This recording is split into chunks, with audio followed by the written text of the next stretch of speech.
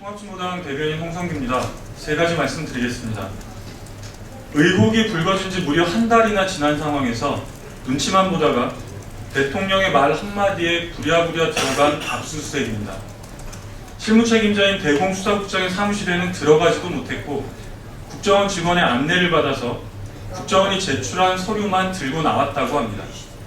근본적으로 수사 주체와 대상이 서로 협조한다는 것 자체가 성립할 수 없는 논리입니다.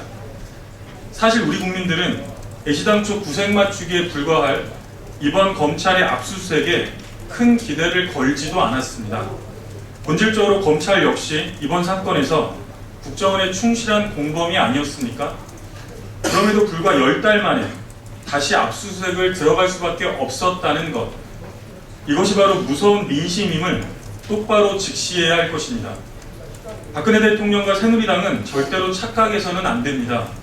압수수색이나 적당한 선에서의 꼬리 자르기로는 이미 수습이 불가능한 상황입니다. 박근혜 대통령의 표현을 그대로 빌자면 남재준 원장이야말로 해임 및 처벌하지 않으면 헌정 질서를 끝까지 파괴할 암덩어리입니다. 선임 공로할 간첩 조작, 내란 조작이야말로 우리가 쳐붓을 원수입니다. 국정원은 셀프 개혁이 아니라 해체 수준의 근본적인 전면 개혁이 필요합니다. 이미 새누리당의 주요 중진들조차, 심지어 친박 핵심 인사들조차 남재준 해임을 요구하고 있지 않습니까? 남재준 해임이 모든 사태 수습의 출발점입니다. 두 번째입니다. 어제 진보당 해산심판 변론이 열린 헌법재판소에서 황당한 일이 벌어졌습니다. 법무부 측 참고인으로 나온 유동열 전 치안연구센터 연구관이 남북관계에서 기념비적 사건이었던 지난 2000년 6.15 공동선언에 대해서 위헌성이 있다고 주장한 것입니다. 한마디로 유 씨의 이 발언이야말로 명백한 위헌입니다. 대한민국은 통일을 지향하며 평화적 통일정책을 수립하고 추진한다는 헌법 제4조를 정면으로 거스르는 발언입니다. 무엇보다 유 씨가 법무부 측 참고인으로 나왔다는 데 주목합니다.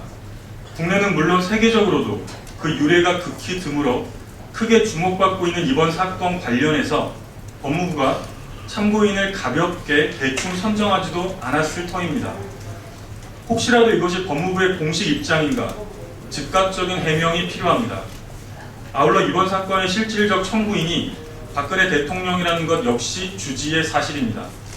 연일 통일 대박을 외치는 박 대통령 역시 유 씨의 발언에 대해서 분명하게 입장을 내놓아야 할 것입니다. 역사적인 6.15 공동선언을 짓밟고 과연 통일 대박이 가당키는 한 일이겠습니까? 마지막입니다.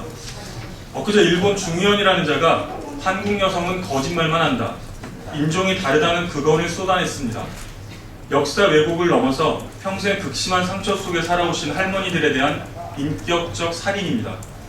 그러나 또 충격적인 것은 이 끔찍한 망언에 대한 박근혜 정권의 답이 일본과의 안보 협력을 추진하겠다라는 데 있습니다. 최윤희 합참의장은 어제 미국에서 한일 관계 등을 고려해서 일본과의 안보 협력을 추진하겠다고 밝혔습니다. 눈과 귀를 의심하지 않을 수가 없습니다. 대체 박근혜 정권은 어느 나라 정부입니까? 그야말로 참담한 심경입니다. 끓어오르는 분노를 감출 길이 없습니다. 앞으로 진행되는 상황을 보겠다는데 최윤희 합참의장이야말로 다른 세계에서 온 사람인지 묻지 않을 수가 없습니다.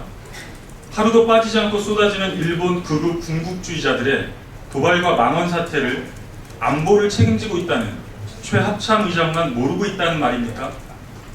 역사를 올바르게 직시하고 책임지는 자세를 가져야 한다며 일본 정부의 적극적인 변화와 책임 있는 행동을 촉구했던 박근혜 대통령의 3.1절 기념사에도 정면으로 위배되는 발언입니다. 진보당은 박근혜 정권의 바로 이런 행태가 오히려 일본 극우 군국주의와 경향을 부추기고 있음을 거듭 지적해왔습니다.